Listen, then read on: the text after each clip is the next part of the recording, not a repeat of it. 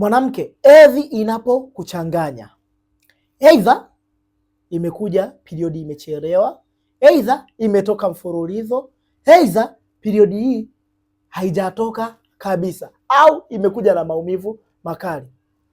Huu sio mchezo wa mwili. Hii ni hali ambayo mwili unajaribu kukupa taarifa za haraka, kuambia kuwa kuna kitu hakipo sawa. Na kama ukiizembea hali hii kuichukulia hatua, jua kwamba kuna muda utafika utajutia majuto ambayo tunasema huwa ni mjukuu. Majuto huwa ni nini? Ni mjukuu. Kwa hiyo yapaswa uchukue hatua mapema, kwa kuwa saini zote za hatari, alama zote za hatari, bishara zote za hatari tayari mwili wako ishakupatia. Ile ambacho nasubiriwa wewe ni kuchukua hatua ili uweze kuondokana na hizo dalili pamoja na huo ugonjwa ambao mbeleni inaweza ikawa ni tatizo kubwa zaidi.